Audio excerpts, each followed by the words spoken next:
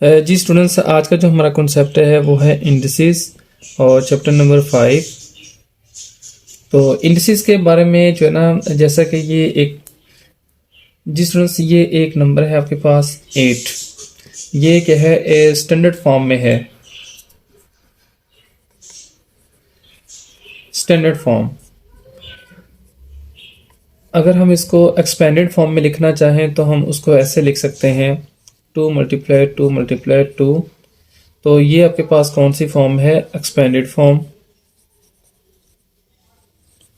तो स्टूडेंट्स, और अगर आप इसको ऐसे लिख दें तो ये आपके पास कौन सी फॉर्म आ जाएगी? ये आ जाएगी एक्सपोनेंशियल फॉर्म।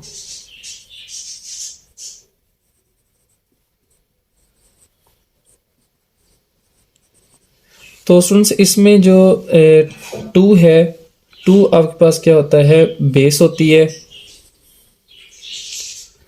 और 3 क्या होता है? 3 आपके पास एक्सपोनेंट या इंडेक्स कहलाता है, या exponent.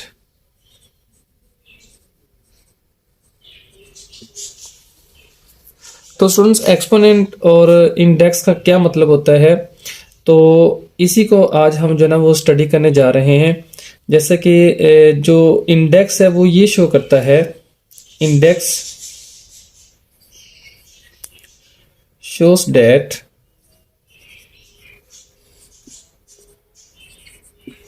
how many times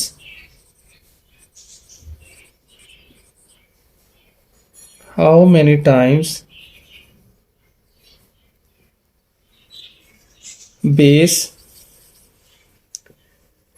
is multiplied itself.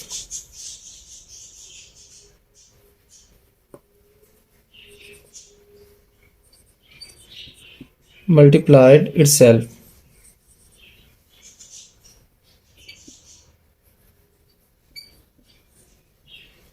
जैसे जो यहाँ पे 2 बेस है उसको 3 टाइम जो है ना आप क्या कर सकते हैं?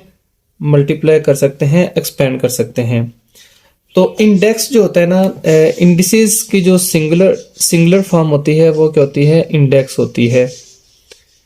इंडेक्स और एक्सपोनेंट, इन दोनों का जो मीनिंग होता है सेम होता है।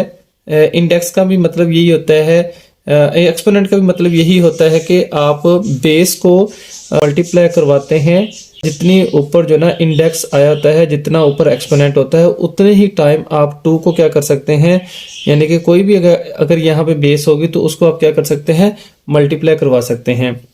तो स्टूडेंट्स, इसके जो है ना वो डिफरेंट लाज हैं, इंडिसेस के जो है ना डिफरेंट लाज हैं जिसको हमने डिस्कस करना है, जिसकी बेस पे आप जो है ना वो चैप्टर 5 जो है ना वो कर सकते हैं। अगर आपको लाज अच्छे तरीके से आते हैं तो देन ही जो है ना आप क्या कर सकते हैं, वो इजीली कर सकते हैं। अगर आपने इंडिसेस की या इंडेक्स की डेफिनेशन को देखना है तो वो भी जो है ना हम डिस्कस कर लेते हैं। जी स्टूडेंट्स, अब हम इंडेक्स की जो है ना वो डेफिनेशन को भी डिस्कस कर लेते हैं। An index is a number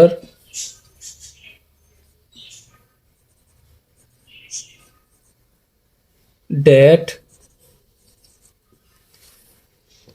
tells us how many times a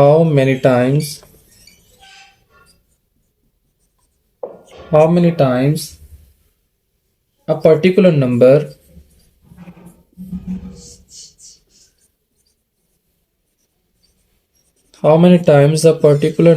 जिसको आप बेस भी कहते हैं, how many times a particular number यानी बेस is multiplied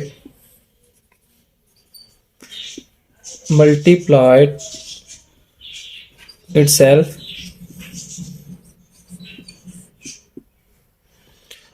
तो स्टूडेंट्स, आप इंडेक्स भी कह सकते हैं और आप जो ना एक्सपोनेंट भी कह सकते हैं। तो एक्सपोनेंट और पावर में जो ना एक डिफरेंस होता है, उसको भी हम डिस्कस करेंगे। जैसे ये एक एग्जांपल है आपके पास, 2 की रेज़ पावर 3। तो यहाँ 3 जो है ना वो एक्सपोनेंट है और 2 क्या है, बेस है, ठीक है। तो एक्सपोनेंट का मतलब ये होता है कि एक्सपोनेंट रिप्रेजेंट्स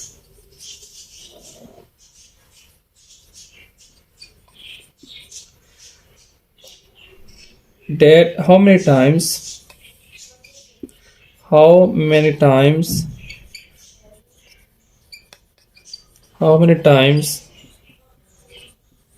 base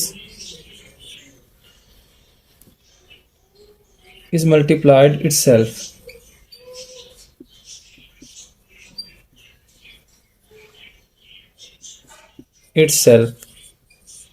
मतलब ये कहने का कि आप यहाँ बता सकते हैं एक्सपोनेंट के थ्रू कि कोई भी जो बेस है आपके पास, उसको आप कितनी दफ़ा जो है ना वो आपको वो मल्टीप्लाई करवाना होता है। तो यहाँ 3 एक्सपोनेंट है, तो उसका मतलब ये है कि आप 2 को 3 टाइम जो है ना वो मल्टीप्लाई करवा सकते हैं, 3 टाइम। तो ये कॉन्सेप्ट है एक्सपोनेंट का और इंडेक्स का। तो आगे चल के हम सीखेंगे कि लॉज ऑफ इंडेक्स क्या है, जिसकी बेस पर जो है ना आप चैप्टर 5 कर सकते हैं। और इंडेक्स और एक्सपोनेंट और पावर में क्या डिफरेंस होता है, इसको भी हम जो है ना वो डिस्कस करेंगे।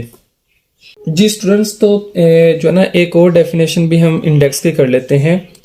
Index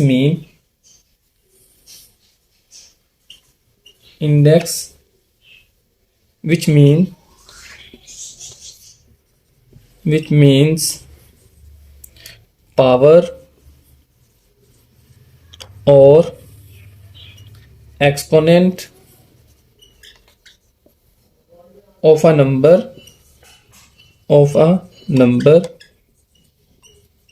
or a variable। तो स्टूडेंट्स, आप किसी भी वेरिएबल के ऊपर भी जो है ना वो इंडेक्स जो है ना ले सकते हैं। फॉर एग्जांपल ये x एक वेरिएबल है, एक अननोन वैल्यू है, तो जिसका इंडेक्स क्या है, 4 है। और ये कोई नंबर भी हो सकता है। मिसाल के तौर पे आप यहाँ 3 लेते हैं और उसके जो इंडेक्स ले लेते हैं वो क्या है, 4 है। तो आप इसको एक्सपोनेंट भी बोल सकते हैं। तो जो पावर है, पावर की जो डेफिनेशन है वो एक्सपोनेंट और इंडेक्स से थोड़ी सी डिफरेंट है। तो उसको भी हम जो है ना वो डिस्कस करेंगे। तो अब हम डिस्कस करते हैं लॉज ऑफ द इंडेक्स।